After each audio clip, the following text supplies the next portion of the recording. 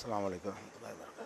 கண்ணியத்திற்குரிய எல்லாம் வல்ல அல்லாஹு ஜல்ல ஷானஹு தஆலாவின் நல்லடியார்களே, அல்லாஹுடைய நேசர்கள் என்று யாரை பற்றி திருக்குரானிலும் நபிகள் நாயகம் ஸல்லல்லாஹு அலைஹி வஸல்லம் அவர்களுடைய பொன்மொழிகளிலும் சொல்லப்பட்டிருக்கிறதோ அந்த நல்லடியார்கள் கூட இறைவனுடைய தகுதியை, இறைவனுடைய அந்தஸ்தை, இறைவனுக்கு இருக்கின்ற அதிகாரத்தை எல்லாம் பெறமாட்டார்கள் என்பது குறித்த சான்றுகளை கடந்த சில வாரங்களாக நாம் பார்த்து வருகிறோம். அதன் தொடர்ச்சியாக நபிகள் நாயகம் ஸல்லல்லாஹு அலைஹி வஸல்லம் அவர்களுடைய வாழ்க்கையிலே நடந்த இன்னும் சில நிகழ்வுகளை நாம் பார்க்கலாம். நபிகள் நாயகம் ஸல்லல்லாஹு அலைஹி வஸல்லம் அவர்கள் தங்களுடைய மனைவி ஜைனப் அவர்களுடைய வீட்டிற்கு சென்று அங்கே தேன் ஒரு பானமாக கொடுக்கப்படுகிறது. அந்த தேனை அவர்கள் அருந்தி விடுகிறார்கள். அருந்திய பிறகு அவர்கள் தங்களுடைய இன்னொரு மனைவியான ஆயிஷா ரலியல்லாஹு அன்ஹா அவர்கள்ட்ட வரும் பொழுது அவங்க என்ன சொல்கிறாங்கன்ற, வேணும்னு ஜைனப் ரலியல்லாஹு அன்ஹா வீட்டுக்கு போயிட்டு வந்திருக்கிறாங்க என்பதற்காக வேண்டி வேண்டுமென்று அவங்க என்ன செய்கிறாங்கன்னா, அவங்க வாயிலிருந்து என்னமோ ஒரு துர்வாடை வருது என்று அந்த ஒரு மனைவி சொல்கிறாங்க. ஹப்ஸா ரலியல்லாஹு அன்ஹா அவங்களும் சேர்ந்து கொண்டு இதை சொல்கிறாங்க. அப்போ நபிகள் நாயகம் ஸல்லல்லாஹு அலைஹி வஸல்லம் உடனேயே அந்த தேனு சாப்பிட்டதுனால தான் இந்த ஒரு துர்வாடை வருது என்று அவங்க நினைத்து கொண்டு, ஆனால் பொய்யா தான் இவங்க சொல்கிறாங்க, ஜைனப் ரலியல்லாஹு அன்ஹா இன்னொரு மனைவி வீட்டுக்கு போயிட்டாங்கங்கிற ஒரு பொறாமையில் இந்த மாதிரி சொல்கிறாங்க. அப்போ நபிகள் நாயகம் ஸல்லல்லாஹு அலைஹி வஸல்லம் என்ன பண்ணுறாங்கன்னு கேட்டால், இன்னையோடு இந்த தேனை நான் தொடமாட்டேன், ஒரு காலத்துலையும் தேனை சாப்பிடவே மாட்டேன், இது அல்லாஹ் மேலே சத்தியம் என்று தேன் சாப்பிடுவதை தனக்குத்தானே ஹராமாக்கி கொள்கிறார்கள். உடனே அல்லாஹ் என்ன செய்கிறான்னு கேட்டால், ஒரு வசனத்தை அருளி அவர்களை கண்டிக்கிறான். எப்படி கண்டிக்கிறான்? யா ஐயுஹன் நபியு, நபியே, லிமத்து ஹர்ரிமு மா அஹல்லல்லாஹு லக, அல்லாஹ் உங்களுக்கு ஹலாலாக்கி இருக்கிறது நீங்கள் எப்படி ஹராமாக்கலாம்? தேனு நான் ஹலாலாக்கி இருக்கிறேன், அனுமதித்திருக்கிறேன், அது சாப்பிடலாம் என்று நான் சொல்லி இருக்கிறேன், அது நிறைய நிவாரணம் தரக்கூடியது என்றெல்லாம் அதை பாராட்டி பேசி இருக்கிறேன். அந்த மாதிரி ஒரு பானத்தை நீங்கள் எப்படி ஹராம் என்று சொல்லலாம்? உங்களுக்கு எப்படி ஹராமாக்கி கொள்ளலாம், எப்படி தடை செய்து கொள்ளலாம் என்று சொல்லி நபிகள் நாயகம் ஸல்லல்லாஹு அலைஹி வஸல்லம் அவர்களை அல்லாஹ் கண்டித்து, இனிமேல் அது மாதிரி செய்யக்கூடாது, அல்லாஹ் நான் அனுமதித்த நீங்கள் ஹராமாக்கிடக்கூடாது என்று சொல்கிறான். இந்த சம்பவத்தில் நம்ம பார்த்தோம்னு சொன்னால், நபிகள் நாயகம் ஸல்லல்லாஹு அலைஹி வஸல்லம் அவர்கள் எல்லா நிலையிலையுமே ஒரு மனிதருங்கிற ஒரு தோற்றத்திலும் மனிதருங்கிற தன்மையிலும் தான் இருந்தார்களே தவிர அந்த தன்மைக்கு அப்பாற்பட்ட நிலையில் இருக்கலன்னு நம்ம விளங்குறோம். எப்படி விளங்குறோம்? ஒரு மனைவி வீட்டில் போய் தேனை சாப்பிட்றாங்களா இல்லையா? சாப்பிட்டு இன்னொரு மனைவி வீட்டுக்கு வந்த உடனே அவங்க இதை சொல்லும் பொழுது மனிதனுக்கு அப்பாற்பட்ட ஒரு ஆற்றல் இருந்தால் நீ பொய் சொல்கிறேன்னு கண்டுபிடிச்சிருக்கணும். நான் தேனில் சாப்பிட்டு வந்தேன், நீ பொய் தான் சொல்கிற, வேணும்னு சொல்கிற என்று அவர்கள் அதை கண்டுபிடிச்சி அதை கண்டிச்சிருக்கணும். அதை நம்பிடுறாங்க உடனேயே. தேனில் தான் இந்த வாடை வருது என்று அந்த மனைவி பொய்யா சொன்னதை, அந்த பொய்ங்கிறது தெரியாமல் அதை நம்பி அந்த நம்பிக்கைக்கு ஏற்றவாறு தேனை சாப்பிட மாட்டேன்னு முடிவும் செய்கிறாங்க. அப்போ நம்ம என்ன நினைக்கிறாங்க? அந்த மகான் பெரியார்னு நினைக்கக்கூடியவங்கெல்லாம் நபிகள் நாயகம் தான் பெரிய மகான். அவங்களுடைய நிலைமை இப்படி இருக்கும் பொழுது இவங்களாக சில பேரை மகான் என்று நினைத்துக் கொள்கிறார்கள்.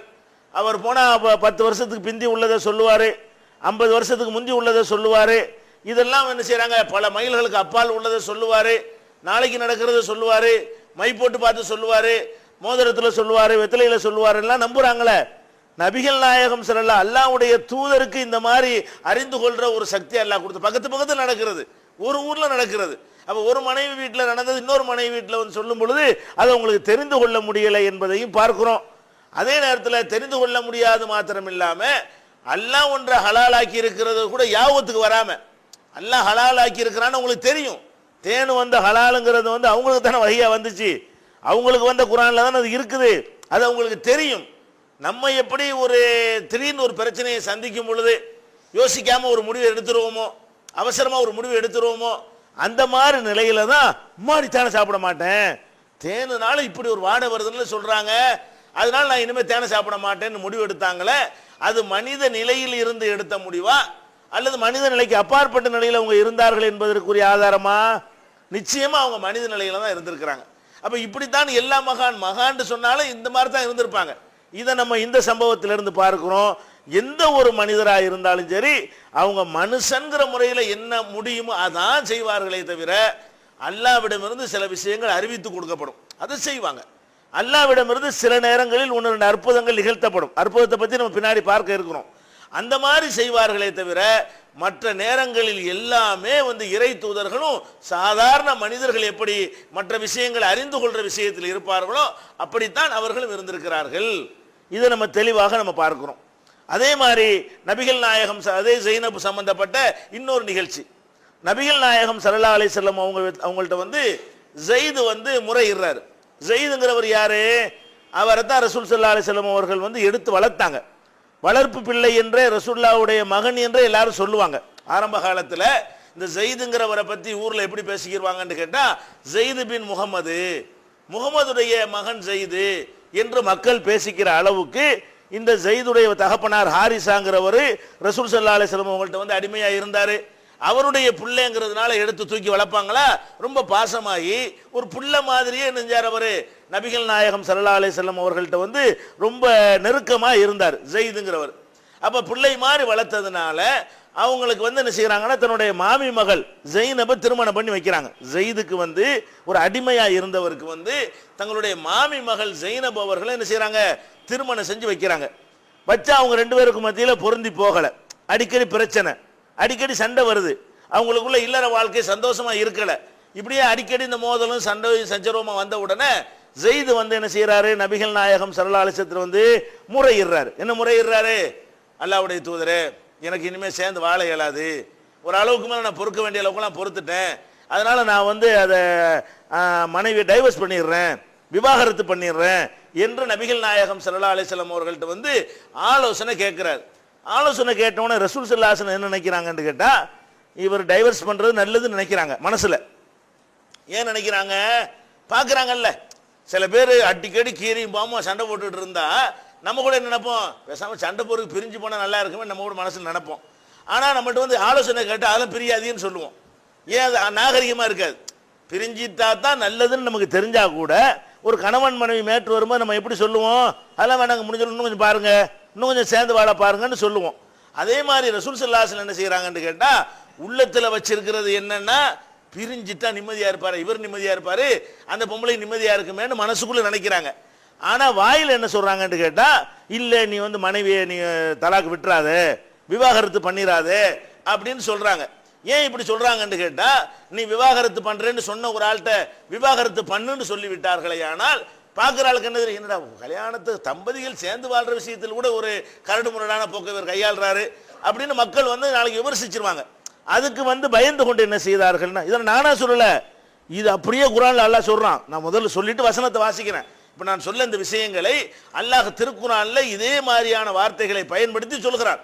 அப்ப மனிதர்களுக்கு பயந்து கொண்டு என்ன செய்தார்கள் என்று கேட்டா, அவர் டைவர்ஸ் பண்றது தான் நல்லதுன்னு உள்ளத்துல வைத்துக்கொண்டு நீ டைவர்ஸ் பண்ணாதே என்று வெளியில் என்ன செய்யறாங்க, வேற ஒரு வார்த்தையை சொல்றாங்க.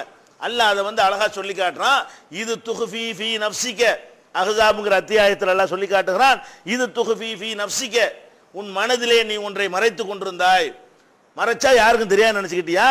மல்லாஹு முபதிஹி, நான் இப்ப வெளிப்படுத்த போறேன், அல்லாஹ்வாகிய நான் அதை வெளிப்படுத்தக்கூடியவனாக இருக்கிறேன், நீ மறைச்சா ஒருத்தருக்கு தெரியாது நினைக்கிறீங்களா அப்படின்னு சொல்லிட்டு நீ என்ன செஞ்ச, இது தகூல் இல்லதி அன்னாம அல்லாஹு அலைஹி வ அன்னம்த அலைஹி, யாருக்கு அல்லாஹ் அருள் புரிந்தானோ, நீனும் யாருக்கு நிறைய உதவி உபகாரம்லாம் செய்திருக்கிறாயோ அவரிடத்திலே சொன்னாய், அம்சிக்க அலைக்க சௌஜக, உன் மனைவியை விவாகரத்து பண்ணாம வச்சுக்க, விவாகரத்து பண்ணிராத என்று அல்லாஹ் யாருக்கு அருள் புரிந்தானோ அந்த மனிதருக்கு நீ யாருக்கு ரொம்ப உபகாரம் ரசூலுல்லாஹ் எடுத்து வளர்த்தாங்க, நீ யாருக்கு ரொம்ப உபகாரம் செய்திருக்கிறாயோ அவற்றை நீ சொன்னாய். என்ன சொன்னாய்? அம்சிக்க அலைக்க ஜௌஜக என்று சொன்னாய். அது வாயிலிருந்து வர்ற வார்த்தை தான், உன் மனசுல அப்படி இல்லை அப்படின்னு சொல்லிட்டு ஓ துஹ்ஃபி ஓ தக்ஷன் நாச, நீ மனிதர்களுக்கு பயப்படுகிறாய், வல்லாஹு அஹக்கு அன் தக்ஷாஹு, நீ எனக்கு தான் பயப்படணும், மனசுல என்ன இருக்குதோ அதைத்தான் வெளியில வரணுமே தவிர உள்ள ஒண்ணு வச்சுக்கிட்டு வெளியே ஒண்ணு பேசுறது என்பது சரியான நிலை இல்லை என்று சொல்லி நபிகள் நாயகம் அந்த வார்த்தை அல்லாஹ்வே சொல்றான். ஓ தக்ஷன் நாச, நீ மனிதர்களுக்கு பயப்படுகிறாய், வல்லாஹு அஹக்கு அன் தக்ஷாஹு, நீ பயப்படுவதற்கு அல்லாஹ் தான் தகுதியானவன். அப்ப எனக்கு பயப்படாம நீங்க மக்களுக்கு பயப்படுவீங்களா? உங்க மனசுல பட்ட உண்மையை சொல்றதுக்கு தானே உங்களை தூதரா நியமிச்சிருக்கிறோம், உள்ள ஒண்ணு வச்சு வெளியே ஒண்ணு பேசுறதுக்காக நியமிச்சிருக்கிறேன் என்று சொல்லி அல்லாஹ் கடுமையா கண்டிக்கிறான். இது திருக்குர்ஆன்ல அருளப்பட்டிருக்கிற வசனத்தை நம்ம பார்க்கிறோம். அப்ப நம்ம என்ன விளங்குறோம், நபிகள் நாயகம் ஸல்லல்லாஹு அலைஹி வஸல்லம் அவர்கள் ஒரு நீங்க நான் எல்லாரும் செய்யக்கூடிய சாதாரண ஒரு விஷயம் இது. இந்த மாதிரி ஒருத்தர் விவாகரத்து பண்ண போறேன்னு கேட்டா உள்ளத்துல நல்லதுன்னு நமக்கு தெரிஞ்சா கூட நம்ம கூட சொல்ல மாட்டோம். எதுக்கு சொல்ல மாட்டோம்? நம்மள ஒரு மாதிரியா கணக்கு போட்டுருவாங்க, நம்மளை ஒரு அநாகரிகமான ஒரு ஆள்னு நினைச்சிருவாங்க, நாகரிகம் தெரியாதவன் நம்மளை மக்கள் முடிவெடுத்துருவாங்கன்னு நினைத்து கொண்டு நாம கூட அந்த மாதிரி மாற்றி தான் என்ன செய்வோம், அந்த ஒரு அறிவுரையை சொல்லுவோம். இது எல்லா மனிதர்கிட்டையும் இருக்கலாம். நீங்க உங்கள்கிட்ட இருக்கலாமா? நீங்க அல்லாஹ்வுடைய தூதர்கிட்ட வந்து உள்ள ஒன்று வெளியே ஒன்று இருக்கலாமா என்று அல்லாஹ் என்ன செய்யறான், அதை கண்டிச்சு நீ மனுஷனுக்கு பயப்படுகிறாய், மக்களுக்கு பயப்படக்கூடாது, எல்லாத்தையும் போட்டு ஓடன்னு சொல்லி அல்லாஹ் சொல்லி காட்டுறான். அப்ப இதுல நம்ம என்ன வழங்குறோம்? எல்லா நிலையிலையும் அவர்கள் மனிதர்கள். நீங்க நான்லாம் எப்படி வந்து ஒரு நல்லெண்ணத்துக்காக சில ஒரு அட்ஜஸ்ட்மெண்ட் பண்ணி சொல்லுவோமோ அந்த மாதிரியான நிலையில் தான் நபிகள் நாயகம் ஸல்லல்லாஹு அலைஹி வஸல்லம் அவங்க இருந்தாங்கன்னு இந்த சம்பவத்திலிருந்து பார்க்குறோம். இந்த ஜெய்னபு சம்பந்தப்பட்ட ஜெயிது சம்பந்தப்பட்ட நிகழ்ச்சியிலிருந்து பார்க்குறோம். இதை திருமறை குர்ஆன் மூலமாக அல்லாஹ் நமக்கு என்ன செய்யறான், சொல்லி காட்டுகிறான். இதை பற்றி ஆயிஷா நாயகி அவர்கள் பிற்காலத்தில் சொல்லும்போது சொன்னார்கள், நபிகள் நாயகம் ஸல்லல்லாஹு அலைஹி வஸல்லம் அவர்கள் அல்லாஹ்வுடைய தூதருங்கிறதுக்கு இந்த ஆயத்து ஆதாரம்ங்கிறாங்க. எப்படி சொல்றாங்க? நபிகள் நாயகம் ஸல்லல்லாஹு அலைஹி வஸல்லம் அவர்கள் தமக்கு வந்த வஹீல, இறைவன் கொடுத்த அந்த செய்தியில எதையாவது மறைக்கிறவர்களாக இருந்தால் இதை மறைச்சிருப்பாங்க. டேமேஜ் ஆகுதுல, நீ மனுஷனுக்கு பயந்த உள்ளக ஒன்று வச்சு வெளியே ஒன்று பேசுன அப்படிங்கிறது வந்து ஒரு மனிதனுடைய கேரக்டர் இவ்வளவு பாதிக்கும். எந்த ஒரு சாதாரண ஒரு மனிதனை பற்றி கூட இவன் உள்ள ஒன்று வச்சு வெளியே ஒன்று பேசுவான் அப்படின்னு சொன்னால் அது பாதிக்குமா பாதிக்காது? சாதாரண ஒரு ஆளுக்கு, பெரிய ஃபேமஸான ஒரு ஆளாக இருக்க அவசியம் இல்லை, சாதாரண நம்மளோட நெருங்கி பழகக்கூடிய ஒரு சகோதரன் வந்து இவன் உள்ள ஒன்று வச்சிருப்பான் வெளியே ஒன்று வச்சிருப்பான், மனுஷனுக்கு பயப்படுறான் அல்லாஹ்வுக்கு பயப்பட மாட்டேங்கிறான் அப்படிங்கிற ஒரு வார்த்தையை சொன்னால் அது அவனுடைய மொத்த கேரக்டரையும் அவனுடைய பாதிப்பு ஏற்படுத்தி அவனுடைய இமேஜை கெடுத்து அவனை வந்து ஒரு மட்டமான ஒரு நிலைக்கு கொண்டு போயிடும். ரொம்ப வருத்தப்படுவான். அவன் நம்மளை பற்றி இந்த வார்த்தை சொல்லிட்டாங்களே, உள்ள ஒன்று வச்சு வெளியே ஒன்று பேசுறேன்னு சொல்லிவிட்டாங்களே நினைப்புமா இல்லையா? அப்போ நபிகள் நாயகத்தை வந்து நீங்களும் நானும் சொல்ல படைச்சவன் சொல்கிறான், நம்மளோ நீங்களும் நானும் சொல்ல பொய்யா போயிடலாம். உள்ள ஒன்று வச்சிருக்கேன் வெளியே ஒன்று வச்சிருக்கேன்னா அது வந்து உண்மையா இருக்குன்னு அவசியம் கிடையாது. நான் இட்டுக்கட்டி கூட சொல்லலாம், பொய்யா கூட சொல்லலாம். ஆனால் அல்லாஹ் சொன்ன பொய்யா இருக்குமா? அல்லாவே என்ன சொல்றான், நீ உள்ள ஒன்று வச்சிருந்த வெளியே ஒன்று வச்சிருந்த, நீ மனுஷனுக்கு பயந்தன்னா அப்ப ரசூலுல்லாஹ் அல்லாஹ்வுடைய தூதரா இல்லாம அவங்களா இந்த மார்க்கத்தை உண்டாக்கி இருந்தா இப்படிலாம் உண்டாக்கி இருப்பாங்களா? இப்படி ஒன்றை வந்து மக்கள்கிட்ட போய் சொல்லியிருப்பாங்களா? இது இறைவன்கிட்ட வந்த செய்திதான் என்பதற்கு என்ன ஆதாரம்? அவங்க அப்படி கவனிக்கிறாங்க. நம்ம இந்த வசனத்திலிருந்து பல விஷயங்களை அறிந்து கொள்ளலாம். ஆயிஷா நாயகி இந்த வார்த்தையை சொல்றாங்க, இதையே அனஸ் ரலியல்லாஹு அன்ஹு அவர்களும் சொல்றாங்க. நபிகள் நாயகம் ஸல்லல்லாஹு அலைஹி வஸல்லம் அவர்கள் தமக்கு அருளப்பட்ட வஹீல எதையாவது மறைப்பவர்களாக இருந்தால் இதை மறைச்சிருப்பார்கள். ஆயிஷா நாயகியும் சொன்னார்கள், இதை அனஸ் ரலியல்லாஹு அன்ஹு அவர்களும் சொன்னார்கள். இது புகாரியில் ஆதாரப்பூர்வமாக பதிவு செய்யப்பட்டிருக்கிற ஒரு நிகழ்ச்சி. அப்ப இதில் நம்ம என்ன வழங்க வேண்டி இருக்கிறது? மகான பெரியார் இந்த டாபிக் இஸ்லாத்தில் இடமே இல்லை, அதெல்லாம் பெரிய தரஜா மறுமையில் கிடைக்குமே தவிர உலகத்தில் வாழும்போது மனிதர்கள் எப்படி வாழ்வார்களோ, மனிதர்கள் எப்படி இருக்கிறார்களோ, மனிதர்களுக்கு எந்த மாதிரியான தன்மைகளையும் பலங்களையும் பலவீனங்களையும் நிறைகளையும் குறைகளையும் அல்லாஹ் கொடுத்திருக்கிறானோ அப்படித்தான் எல்லாரையும் அல்லாஹ் ஆக்கி வைத்திருக்கிறான். இதுல யாருக்கும் வித்தியாசமான ஒரு தன்மை படைத்தவர்களாக அல்லாஹ் ஆக்கவில்லை என்பதை இந்த ஒரு சம்பவத்திலிருந்து நம்ம என்ன செய்யறோம், அறிந்து கொள்கிறோம். நபிகள் நாயகம் ஸல்லல்லாஹு அலைஹி வஸல்லம் அவங்களுடைய வாழ்க்கையில் நடந்த இன்னொரு சம்பவத்தை பாருங்க. நிறைய இது மாதிரி நிறைய சம்பவங்கள் ஆயிரக்கணக்கில் எடுக்கலாம். இது தோண்ட தோண்ட வந்து கொண்டே இருக்கும், அவ்வளவு இருக்கிறது. இந்த சான்றுகள்லாம் மக்களுக்கு வைக்கப்படாத காரணத்தினால தான் கட்டுக்கதைகளையும் பொய்களையும் மார்க்கம் என்று சொல்லி பெரியார்கள் மகான்கள் என்ற மனிதனை வணங்கக்கூடியவர்களாக நம்ம சமுதாயத்தை திசை திருப்பி விட்டார்கள்.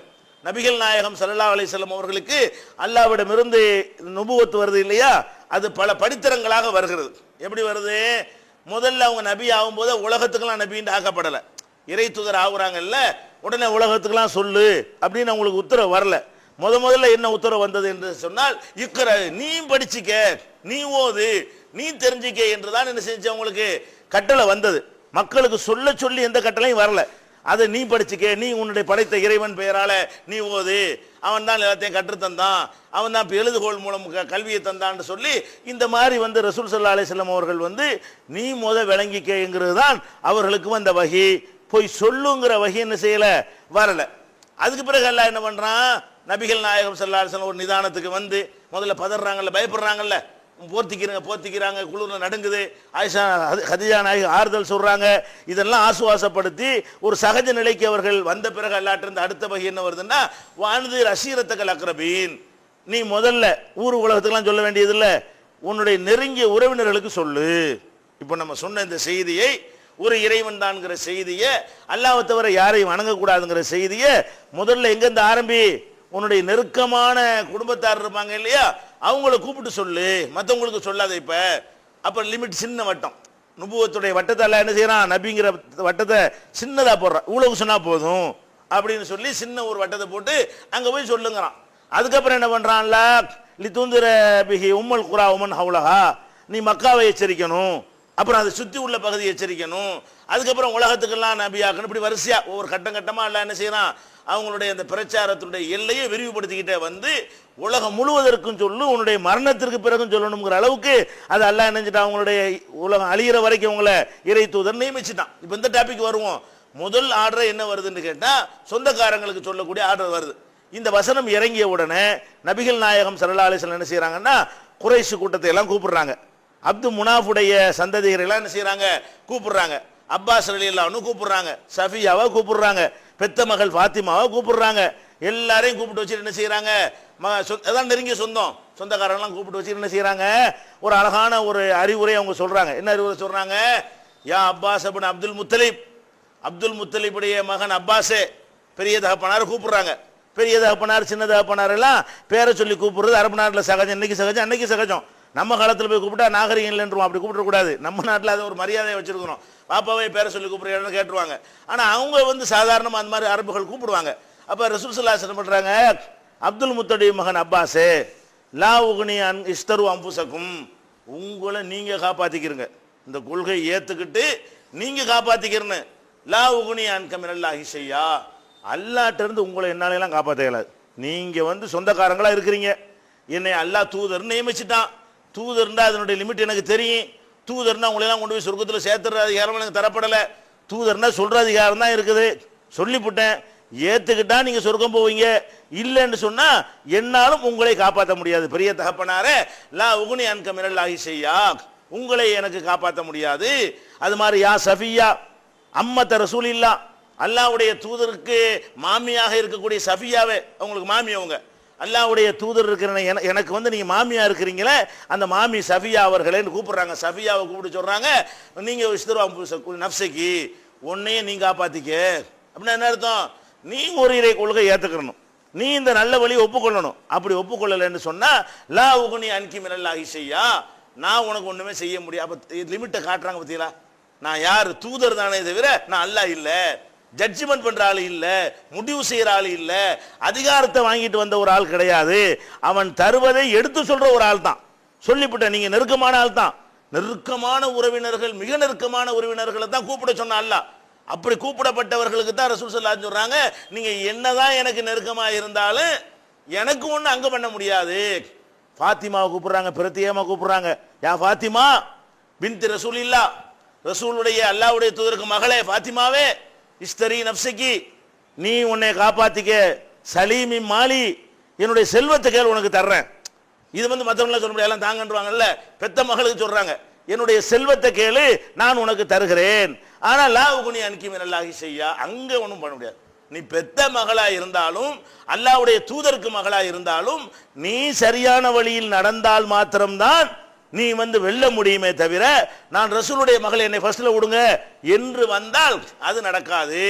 அந்த ரைட்டு, அந்த அதிகாரம் எனக்கு அல்லாஹ் தரலன்னு சொல்லி இப்படி சொல்றாங்க. என்னுடைய பணத்தை கேளு, என்னுடைய செல்வத்தை கேளு, அல்லாஹ்ட்ட இருந்து என்னால உன்னை காப்பாற்ற முடியாதுன்னு சொல்லி மகளுக்கு சொல்றாங்க, மாமிக்கு சொல்றாங்க, பெரியாப்பாக்க சொல்றாங்க.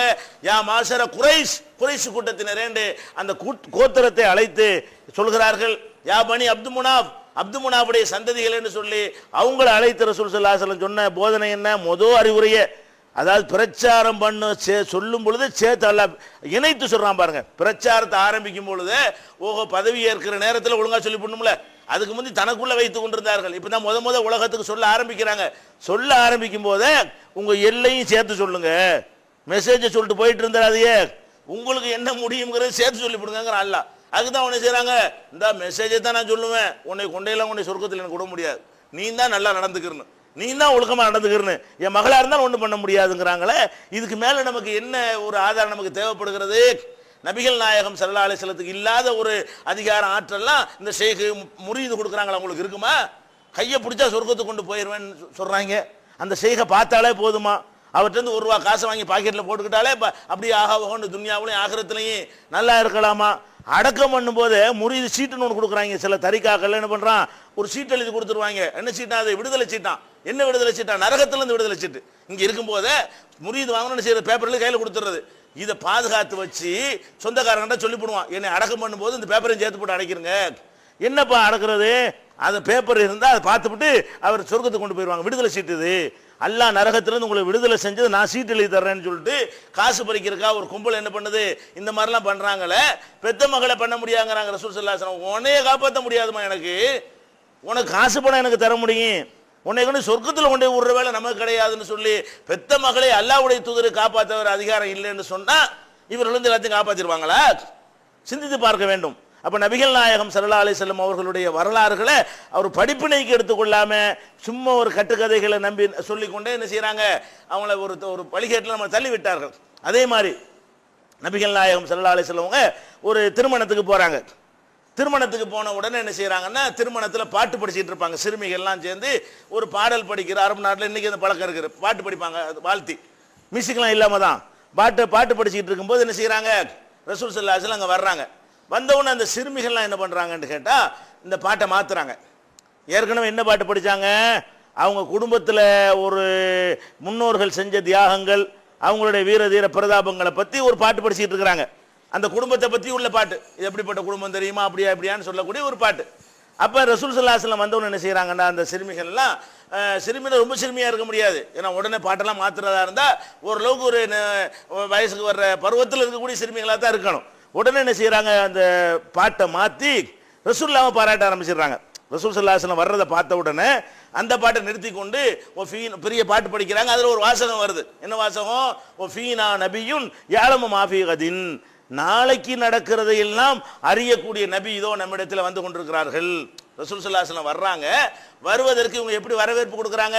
ஓ ஃபீனா நபியுன் யஅலமு மா ஃபீ கதின், நாளை நடப்பதை அறியக்கூடிய நபி இதோ நம்மிடத்தில் இருக்கிறார்கள்னு ஒரு வாசகத்தை சொல்லி போடுறாங்க. உடனே ரசூல் ஸல்லல்லாஹு அலைஹி வஸல்லம் செஞ்சாங்க தெரியுமா? ஆமான்னு சொல்லி சட்டை அப்படியே சொன்னாங்க. அப்படி தானே இவங்க சொல்லிட்டு தெரியுறான். இந்த முரீது ஷேக்குன்னு சொல்லக்கூடியவர்கள்லாம் என்ன பண்ணுறான், எதாக இருந்தாலும் நான் நாளைக்கு நடக்கிறலாம் சொல்லிவிடுவேங்கிறான். அடுத்த வருஷம் என்ன நடக்குன்னு நான் எனக்கு சொல்ல முடியுங்கிறான். பிற்காலத்தில் உள்ளதையெல்லாம் என்னால் கண்டுபிடிக்க இயலும்னு சொல்கிறான். இந்த செவத்துக்கு பின்னால் என்ன இருக்குன்னு சொல்லுவேன்னு சொல்கிறான். அப்போ இந்த மாதிரி எல்லாமே என்ன செய்யறான், கபருக்கு உள்ளே உள்ளதை நான் பார்த்துட்டு சொல்லுவேங்கிறான். இதெல்லாம் எந்த ஒரு வகையும் வராத, அல்லாஹ்விட்ட செய்தி தொடர்பு இல்லாத இவனுக்கு இயலும்னு சொன்னால் அல்லாஹ்வுடைய தூதருக்கு முடியுமா இல்லையா? அல்லாஹ்வுடைய தூதர் என்ன செய்கிறாங்கன்னு கேட்டால் தாய் ஹாதா, விடு இந்த பாட்டை, நிறுத்து பாட்டை, போ இந்த பாட்டை நிப்பாட்டு முதல்ல. இப்போ கூலி பில்லத்தி தக்கூலின்னு ஏற்கனவே ஒரு பாட்டு படி, அதை படிச்சுட்டு உன் குடும்பத்தை பற்றி படிச்சல, அதை வேண்டா படிமா. என்னை பற்றிக்கிட்டு என்ன நாளை நடக்கிறது அறியக்கூடிய, நாளைக்கு நடக்கிறது எப்படி எனக்கு அறிய முடியும்? இன்னொரு வார்த்தையை சேர்த்து சொல்கிறாங்க. இப்னு மாஜாவில் வரக்கூடிய ஹதீஸ்ல என்ன சொல்கிறாங்கன்னு கேட்டால் ஃபஇன்னஹு லா யஅலமுல் கைப இல்லல்லாஹ், ஏன் இதை நிப்பாட்ட சொல்கிறேன் என்று கேட்டால் மறைவானதை அல்லாஹ்வை தவிர யாரும் அறிய மாட்டான். அல்லாஹ்வை தவிர யாரும் அறியாமல் இருக்கும்போது அதை எப்படி நீ எனக்கு நீ பொருத்தி சொல்லுவ? மறைவாக இருக்கிற ஒன்றை அறியக்கூடியவனாக மனிதன் படைக்கப்படலை. நம்ம கண்ணுக்கு எது தெரியுதோ அதை அறிய முடியும், நம்ம காதில் எது விழுதோ அதை அறிய முடியும், நம்ம கை எதை தொடுகிறதோ அதை அறிய முடியும், நம்ம மூக்கு எதை சுவாசிக்கிறதோ அதை முகர்ந்து பார்க்கிறதோ அதை அறிய முடியும், நம்ம நாக்கு எதை சுவைக்கிறதோ அதை அறிய முடியும். வேற என்ன அறிய முடியும்? நம்ம மூளை எதை சிந்திக்கிறதோ அதை அறிய முடியும். இந்த 6 அறிவை தவிர வேற நமக்கு ஏதாவது இருக்குதா? இந்த 6 அடங்காட்டி முடியாது. இந்த செவத்துக்கு பின்னாடி உள்ளதை பார்க்க இயலுமா, கேட்க இயலுமா, தொட இயலுமா, நுகர்ந்து பார்க்க இயலுமா, நக்கி பார்க்க முடியுமா, சிந்திச்சு பார்த்து செவத்துக்கு பின்னாடி தான் இருப்பான்னு சொல்ல முடியுமா? ஒண்ணுமே முடியாது. இந்த 6 வழியில் தவிர வேற எந்த வழியிலும் உள்ளதெல்லாம் மறைவானது அர்த்தம். இந்த 6க்குள்ள வந்தா மறைவானது இல்லை. செல்போன்ல கேட்டுட்டு சொன்னா அது மறைவானது கிடையாது. செவத்துல யார் இருக்கான்னு கேட்டோன்னா மெசேஜ் அனுப்பி விடுறது, பார்க்கறது, இந்த அங்க இருக்கான்னு சொல்லி. இது ஒரு மறைவானதா? இதை பார்த்துப்பிட்டிய மறைவானது என்ன இருக்கும்? கண்ணுக்கும் தெரியக்கூடாது, காதுக்கும் தெரியக்கூடாது, மூக்குக்கும் தெரியக்கூடாது, வாய்க்கும் நாக்குக்கும் தெரியக்கூடாது, உடம்புக்கும் தொட்டு பார்க்குற உடம்புக்கும் தெரியக்கூடாது, மூளைக்கும் அடங்கக்கூடாது. இப்படி உள்ள விஷயங்கள் தான் மறைவானது. இது அறியக்கூடியவனாக மனிதனுக்கு அந்த ஆற்றல் உண்டா? முடியாது. இதுக்கு மேலே யாருக்கா சொல்ல முடியாது. எப்போ சொல்ல முடியும்? முதல்ல பார்த்துட்டு வந்தால் சொல்ல முடியும். அல்ல எவனாவது பார்த்து நமக்கு சொன்னால் சொல்ல முடியும். அங்கே ஒரு கேமரா வச்சு, இங்கே ஒரு டிவி வச்சா என்ன செய்ய முடியும்? அங்கே இருக்கிற யாருன்னு சொல்ல முடியும். இப்படியாகத்தான் நமக்கு சொல்ல முடியுமே தவிர மூளையை கொண்டு சொல்ல முடியுமானா முடியாது. அப்படி ஒரு மூளை உள்ளவர்களாக அல்ல யாரையும் படிக்கவில்லை. அதுதான் அல்லாஹ் சொல்லி காட்டுறான், குல் நபியை நீங்கள் சொல்லுங்கள், லா யஅலமு மன் ஃபிஸ் ஸமாவாத்தி வல் அர்தில் கைப இல்லல்லாஹ், வானங்களிலும் பூமியிலும் அல்லாஹ்வை தவிர யாரும் மறைவானது அறிய முடியாது. பூமி வானத்திலே முடியாதுன்றான், ஜிப்ரீலுக்கே முடியாது. நீ என்ன அறிகிறது?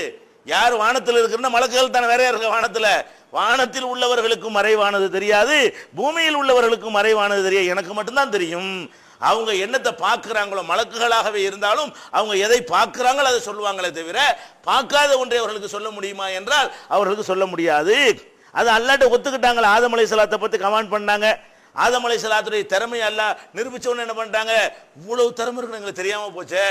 ஏன் மறைவானது தெரியல, பாடியை தான் பார்த்தாங்களே தவிர அதில் என்னென்னலாம் அல்லாஹ் பொக்கிஷத்தை அவருக்குள்ள வைத்திருந்தான் என்பதை அவர்கள் பார்க்க முடியவில்லை. அப்போ என்ன பண்ணாங்க, அல்லாஹ் கேட்குறான், இன்னி அலமு கைப சமாவாத்தி உள்ளார், வானங்களிலும் பூமியில் உள்ள மறைவானதெல்லாம் எனக்கு தான் தெரியும். ஏற்கனவே சொல்லியிருக்கேனா இல்லையா?